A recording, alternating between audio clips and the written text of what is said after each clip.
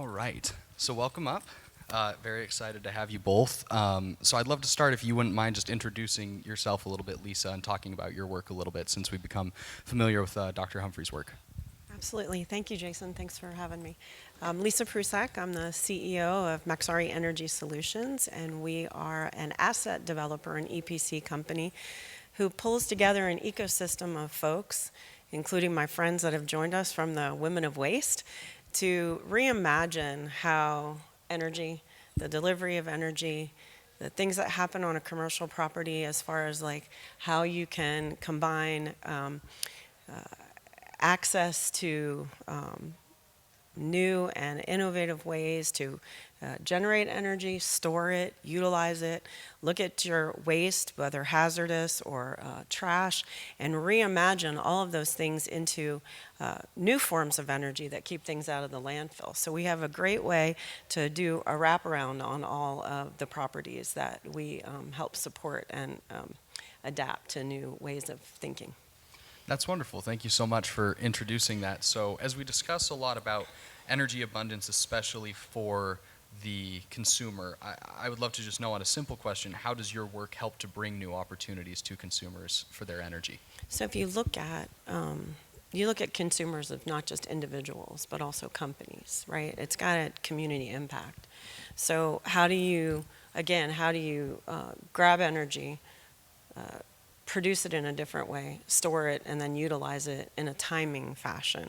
So what we do, we develop the assets, but as an EPC organization, we build relationships with battery manufacturers, including a new relationship that we have with a strategic partner who's actually manufacturing batteries in Houston, Texas. And all of our other folks who, EV charging, solar, wind, natural gas, this is all coming back, being manufactured and installed, in the United States in different ways. For consumers, they can put solar and battery on their properties. And now, they've got some resiliency, the brownouts that are happening, the other issues that we have. My house, we always joke, I should put a battery and solar on my house because the wind blows and I lose power and I'm off the off the grid and out of the meeting, and I'm on my phone going, "I'm so sorry." Really slows down your So work, it doesn't slows it? down everything. And so when you think about it, we have an opportunity to strengthen the grid, bring more resiliency across the United States, including in rural America. So I think that's how we help with that. That's what we love to hear. Thank you so much. So, Dr. Humphrey, consumers are obviously a very large role of the work that you do, but what larger role do consumers play in the renewable energy industry that is unique to the renewable energy industry? I'd have to say that one of the things, and that's a question that I got when we were in Louisiana. So I'm going to give this straight from a community there. They said that they want to be a part of the conversation. A lot of times what's happening when those bonds, especially they gave me an example to use today because I love the question that you gave me. So I said, you know what, if I had to answer this question for me so that I can share it with the audience. And so one of the things that they want to be able to see is being a part of what those bonds mean, because ultimately they said they're going to be the ones who are going to ultimately pay for those things and how those things are going to come to pass. A lot of times we're seeing a lot of that pushback, especially when it's surrounding some of those data centers, and I will leave the community unnamed, but you all can Google that. They push back on the data centers and actually voted out their entire EDC, their Economic Development Corporation, and the city council, which ultimately includes their mayor, because they felt like they were not a part of the mainstream conversation, that private developers are able to just come into their communities and build without them really being a part of what's happening in that. So I think where they come very critical to this is because a lot of these projects can be stopped. We can have a lot of great ideas and things that could create jobs, but if they don't understand what's happening, then they become bigger than permitting. They become the biggest challenge and I'm pretty sure Lisa can say Yes. that, Yes. can attest to this. they become the biggest challenge that any developer, I don't care if you're a private developer or have a global footprint, but one of the things is trust is key. And I said that I think that that's one of the things that they want us to kind of just know in the renewable space when we're thinking about these opportunities is build trust with them first. Because once we have their trust and they understand what that means and what it means to their community, then they become a part of the ecosystem. Now they're championing for this type of, they're going and posting those things on and voting for those bonds and letting them know what it means, because a lot of times these are new opportunities to them. They don't really understand, and not to take away that saying that they don't have, top tier geologists and people that are there, but they want to know, what does this mean? How is this going to affect them? Or is you purchasing their land? Is it going to now create eminent domain? Being really to understand how that is. So I got my answer directly from them because I wanted them to know that that Roosevelt Initiative cares about the answer. So that's the answer right out of Louisiana. Well, straight from the horse's mouth. Can't have it any better than that. Plus they get to be participants now. Right. If you think about fossil fuels, we weren't participants. Right. It was the opposite. We weren't being proactive and participating that way. We were receiving, right? And we were receiving in a way in which we didn't have any control, although we could lobby and so on and so Right. forth. But now we can participate. We can be part of putting things, in a group next to the data center, that we put solar and wind on people's houses and we create a whole VPP system and we control that. Absolutely. So And it's Jason, a I think different- that right? I think It's a yes, I different- think that one of the things that Lisa and her team, thank you all for joining, are doing Yeah. well is that they don't, because I think a lot of times, especially in these rural communities, they hear, okay, we're geothermal, we're talking about hydrogen, we're talking about nuclear, but what's happening with all of the solar? What's happening with solar and Right. wind? But I like what Lisa and her team are doing is making sure that they understand that this is now the full plate, that all of the energy, the renewable energies are working hand in hand. But they get to decide. Yes. They decide to participate. They decide, even recycling and how that is all going to happen in our carbon capture credits and all the things. But it's an education, because let's not forget change management. Right. And we think change management only occurs in companies, right? Right. No. You go to the gym, that's all change management, right? Sometimes. So the education, we don't I really love his do it. honesty. So the education piece for all of us to understand what's in it for me, What? right? Why do I want to have this in my community? Is it going to make a difference to me? We've heard about building jobs. We've heard about, participation. We've heard about lowering our energy bill. But is that really true? And there's a lot of bad players. And so the bad players, Right. we don't benefit from Right. the bad players. So it's up to all of us good players to try to say, hey, whoa. We're going to do this the right way. Right. We're going to make the community part of what we're doing. We're going to educate everybody, and we're going to ask for participation in everything that we do. And if we do that, then everybody wins. Absolutely. Yes, please. So, after a great example that I've discussed privately with Dr. Humphrey is in Wyoming, where our organization is based. There were two different nuclear-based projects that had drastically different outputs, and mostly because of community involvement. TerraPower, which is building a nuclear reactor on an old coal plant in Kemmerer, Wyoming. Kemmerer, Wyoming was supposed to be gone. They anticipated as a city that by 2031 they would not have enough jobs to sustain a town any longer, and everyone would probably be absorbed into larger larger cities, larger towns. And once TerraPower came in to build a nuclear plant on top of what used to be their main job source, now starting home lots without any homes on them in Kemmerer are going for $100,000. Wow. So people are wanting to move there. They're wanting to build a new life because of that. But on the other side of the state, north of the capital, Cheyenne, a company wanted to make a manufacturing facility for small deployable modular reactors. They did not engage the community. They did not discuss it with them. And now it has been blocked and will probably be die on the vine because that won't happen. But that's jobs, that's opportunities. But TerraPower went in and discussed with the community. Yep. So community involvement as consumers, we heard earlier from A.J. Richards during our regenerative agriculture segment that consumers have all the power. Right. And so to bring power to them, you have to listen to what power they have. But also, let's not forget that people have to be able to feed themselves, food, clothing, and shelter, take care of their families. That's at the base of everything. And if we are looking at being in places where that hasn't happened, or where the coal mines got closed down, or in Pittsburgh with the steel industry, or Right. all these other industries, right? And we haven't figured out a way to say, okay, we got that covered, and you're going to have new opportunities, new jobs, new all of that. Then that's on us. Like, you have to go in and show how that is participatory. And also, let's not forget about the trades, where we need to have everyone feeling like, yeah, I can go be an electrician, I can go be a plumber, and all these things are needed for these things, these data centers and everything. And oh my goodness, now we have a whole opportunity of a whole new set of people. And then we repurpose and we re-educate the other folks that were doing the coal, we're doing the steel, and bring them back in for new opportunities and everything like that. It's hugely important. And I think that what the Roosevelt Initiative is really doing well, because that Jason and I've had this ongoing conversation over the last several months, is that those indirect jobs are really critical. What Lisa mentioned, the HVAC, the plumbers, All of them. letting them know that they can be a part of this conversation. I think that is very critical, because I think that when they hear data centers, most are thinking, okay, I have to be an architect, I have to be a project manager, somebody in the C-suite, Scientist or I something, needed yeah. to be a geologist. But I think that where Lisa and I and the rest of the women in waste, we are really letting them know that HVAC, by layering and upskilling them and teaching them how their jobs can be layered with AI, to really make sure that they are not only great at what they do, but they also have a skill set in addition to HVAC plumbers, letting them know how AI is tied into their jobs and what we do. I think that is a conversation that Lisa and I have, something that's ongoing, to let them know that AI does not miss them, that they're a part of what's happening,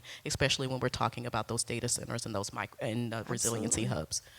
I agree, and that's wonderful. So, as I'd love to pivot the conversation just a little bit towards, since we're a policy-based organization, both of you work in the energy industry with different roles, different segments of the energy industry. So, I'd love to know what kind of policy challenges are changing, not challenges, what kind of policy is changing your respective works? Dr. Humphrey, if you'd like to start. I'm super excited. I'm a native Texan. I'm a native Houstonian. So the Texas House Bill 3778 is, of course, for all of us who know that, it's really focused on geothermal. To know that that is something that Texas is really being, of course, we are the energy mecca, and so to see that really take form is really exciting. And just educating people on what that means. That Texas is committed to renewables of all sorts, but for someone like a project developer like myself, that House bill, in going behind the meter, seeing a lot of those things, because we do everything behind the meter. Those type of critical policy and making sure that we're being very vocal. One of the things that Lisa and I have talked about is being really showing up is important. Supporting things like the work that you're doing, letting people know what we learned. So I learned from you, and I take it back to the communities that we're in, because sometimes we can break some of those things down that may be too high level, or they're like, I don't even understand what you're saying, really. But taking what we've learned and breaking that House bill down and letting those rural communities in Texas know what that means. I think that's important, because what you say, you earn while you learn. And so I've earned a lot of respect for the work that you do with the Roosevelt Initiative, because a lot of those things are over my head. And even though I come from a government background, a lot of what you're doing on the policy side, they're not two different things. And and Jason said, hey, it's really important that you understand the difference between a federal lobbyist and a state lobbyist, and how they can be very beneficial to them. And I think just passing that information on as well, because I think that a lot of times in the rural communities with the work that we're doing, it's a miseducation, because a lot of times they either don't know what a lobbyist is, or they heard some bad things about it. And I think just us being Lisa and the rest of her team, using our voices and letting them know about the great work that you all do to help pass a lot of the policies that will greatly benefit them is really, really critical. Well, that's very kind of you. So, but Lisa, how does it change the work that you're doing? So I think if you piggyback on the state, local, you think about the federal infrastructure bills, right? And how that kind of got a little bit warped and changed with everybody coming in and saying, oh, you have to drive an EV vehicle, till 2030, and that made it more political, right? But it's really not about politics. It's, again, about the infrastructure, right? And the infrastructure that's being built in the country, which impacts, not only Houston and the big cities, but also rural America, including the broadband initiative, right? Right. And this access. So it's infrastructure access. And what happened, and what are the federal and state pairing with other organizations? How do we build an infrastructure, right? How did we build the roads? How did we build the railroads? How did we build all of those things, right? Those are all infrastructure. And if we get back to basics and we say, hey, you know what? Our electric grid is also about infrastructure. How do we strengthen that for data centers? How do we strengthen that for somebody who wants to buy an EV vehicle or a hybrid vehicle or even hydrogen vehicles in the future? All of that is going to require infrastructure. And we all have to work together and get it out of politics and into what does that really mean from a federal, state, and local, and partnering with companies to make it all happen. And if we can do that and we can have those conversations where it's about access and connection, then we've got it covered. And it no longer is about politics. And Jason, and I'm pretty sure Lisa and I've had this conversation. There's currently communities that we've identified that are currently on 2G. Yeah. How is that possible in 2026? Right. They're 45 minutes outside of Houston, downtown Houston, and they've been on, well, they're up a G because in 1999 they were on 1G. So Yeah. as of 2026, I Yeah. guess that's 100% return. That's they're what we like currently to see, 100%. 100%. Hey, there we go. but they're currently Yeah. on 2G. And- With all of the infrastructure opportunities that are out there, a lot of the grants and the broadband, like Lisa mentioned, Yes. how do we continue to be able to allow things, especially when they have the opportunity for economic growth? And that's where the local people are coming in, because those local folks were the ones that made sure that at the library they had the towers and the things, and they had the first charging stations. And the libraries typically in rural communities are the center of town, and Right. there's a lot of activities and so on. So they made sure that they had it there. But that happened at the local level where, everybody got involved and said, well, for instance, COVID, how are we all going to go and do our doctor's appointments online when we don't have access? How are we going to charge our car? We don't have access. Again, it's all about the access and working together from all of the layers so that everybody's covered. And do you both believe that current policy is working to promote energy abundance for American consumers? I think I think that it's yes and no, right? And again, the more we make everything political on whatever side, the less that gets done, Absolutely. right? I agree So with that. we have to take it back to how can we all work together to make an infrastructure within our country that's about the electric grid and broadband so that everybody has access and communication and so on and so forth, and that produces jobs and everything else. It's an education, but it's actually a community grassroots effort for organizations like mine and all these people that came with us today to support us, and what Sharita's doing and what the Roosevelt Initiative is doing. If we can all collaborate and work together, that's how we're going to solve it. Right. So it's yes and no. And it's no when it becomes political, and it's yes when we all work together. That's the bottom line. Absolutely. I love that. Dr. Humphrey, do you feel like there's policy that is working to promote energy abundance for American consumers? I mean, how do you go after Lisa? I think she's the. I can go to the next question. No, if you'd no. like. But I would have to agree with her because you want to say yes and no. Just what she said, when it becomes a political fight, no one really wins. Nobody. We saw that with what's happening even recently with what's happening in what you said with the TSA and Homeland Security. We just need to be able to be on one accord because ultimately the people are affected. Absolutely. The people are the people lose every time there's a political war. But also there are changes, and so I know what the work that you're doing. Yes. And so we, like Thank I you. said, we appreciate what you're doing and advocating on the federal level and really talking about those things. But I think it's a trickle down effect. Federal needs to meet state and local, and we have to have those conversations. It's no longer it's federal and then everybody else. It has to be where we're all having conversations like this, and we're also bringing the people to allow them to be able to get feedback and give them and really be able to talk about it. Because I've heard from a rural community in Mississippi, they said that they can't even talk to that. Of course, you know this, being a lobbyist, that they can't even talk during citizen comments. So why are we having these meetings? Is this just a checkbox? So is it really helping do we really want to see change? And even if it's not happening, the same wars can happen on a state and local level. So we really need to figure out where do we meet in the middle.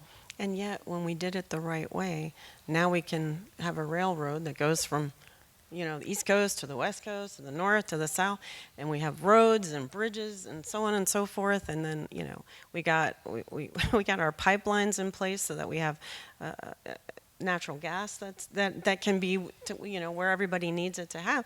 It's the same thing. Right. But we don't talk about it like it's the same thing. It's infrastructure in our country, and if we don't make it better, then we're all going to be in the dark. Literally. I live right outside of Houston, and I don't live in rural anywhere. I live in a little community, and again, when the wind blows, my power goes out. And so it's access, it's strengthening the grid, it's working all together, and figuring out what's the best thing for all of us. How do we educate our kids? How do we feed them? How do we go into the trades? How do we reach across the aisle? How do we work together for the betterment of everyone in the country?